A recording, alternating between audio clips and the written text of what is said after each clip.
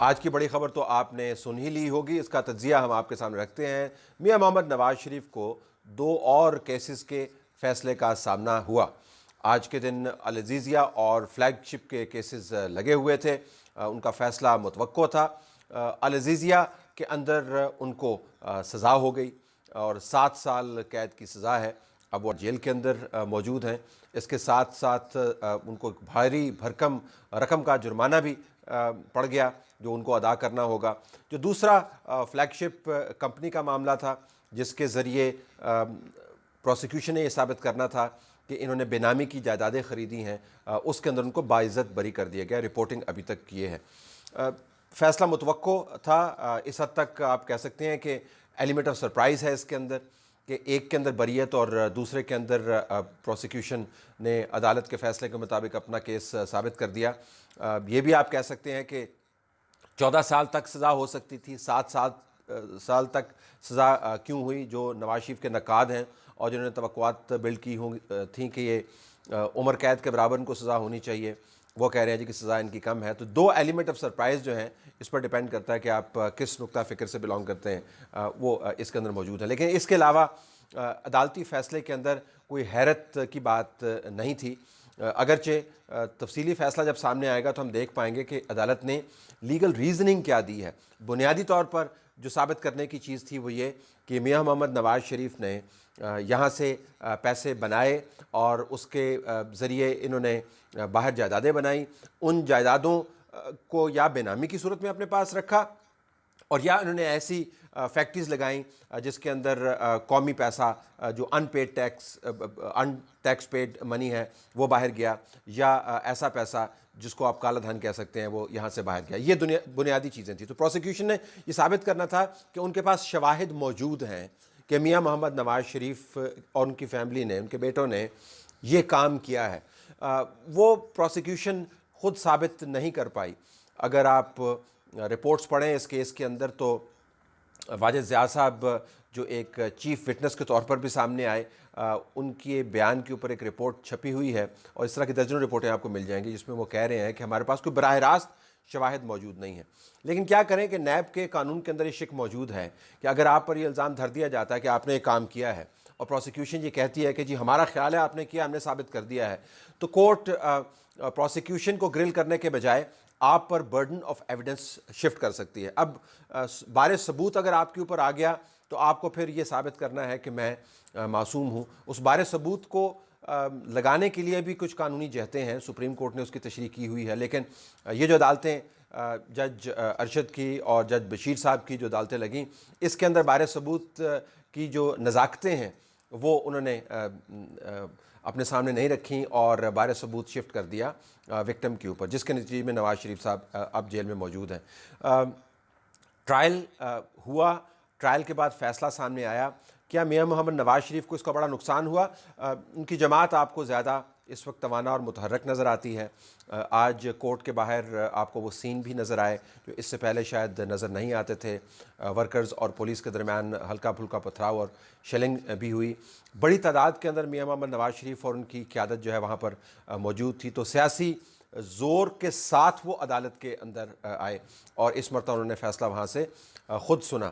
آپ نے یہ بھی دیکھا کہ شہباز شریف صاحب چونکہ پبلک اکاؤنٹس کمیٹی کے ہیڈ بھی بن گئے ہیں تو اس سے پارلیمان کے اندر بھی نون لیگ کا قد آپ کو اونچا ہوتا ہوا نظر آیا۔ لیکن ظاہر ہے جو ان کے مخالفین ہیں ان کا خیال ہے کہ آج کے کیس نے ان کو دھچکا پہنچایا ہے۔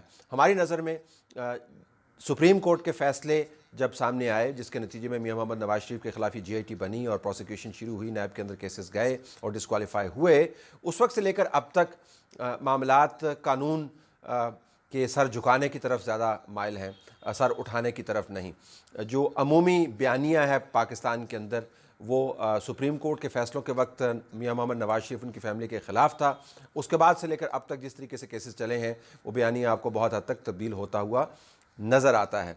تو ایک خاص لیول سے آگے ان کیسز نے اپنی قانونی حدت نون لیگ کے لیے کم کر دی ہے، لیکن دھچکا اپنی جگہ پر بہرحال موجود ہے۔ یہ بھی بڑی دلچسپ بات ہے کہ فیصلہ سنایا کس انداز سے جاتا ہے۔ آپ نے دیکھا ہوگا کہ 3-4 दिन पहले से ये अनाउंस हुआ कि ये फ़ैसला अब हम लिख रहे हैं, कोर्ट के दरवाजे कभी बंद हो रहे हैं, कभी वहाँ पर सिक्योरिटी फोर्सेस को तैनात किया जा रहा है और हर तरफ खबरें चल रही हैं जी कब फ़ैसला तहरीर किया जा रहा है।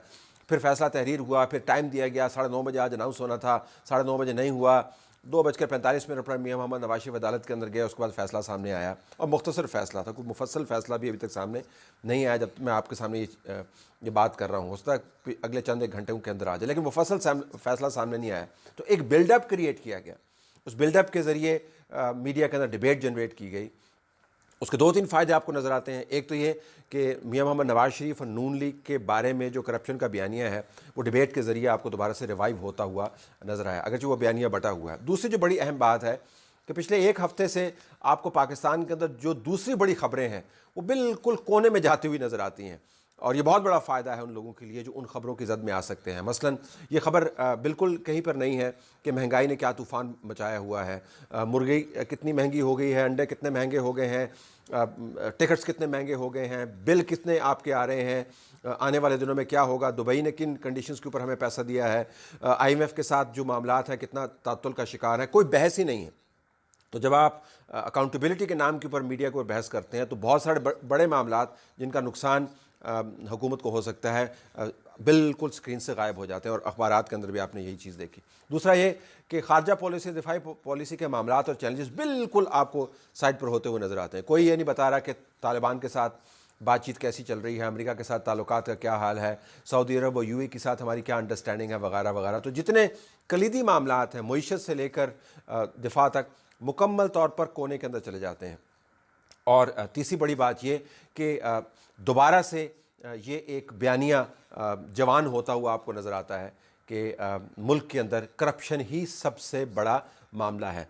तो फ़ैसला बिल्कुल मुतवक्को था। एलिमेंट ऑफ सरप्राइज़ मैंने आपको 2 छोटे छोटे बता दिए।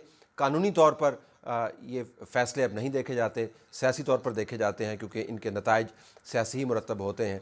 और जो बड़ी बहस है पाकिस्तान के अंदर वो हर 2-1.5 महीने के बाद छा जाती है अकाउंटेबिलिटी के हवाले से।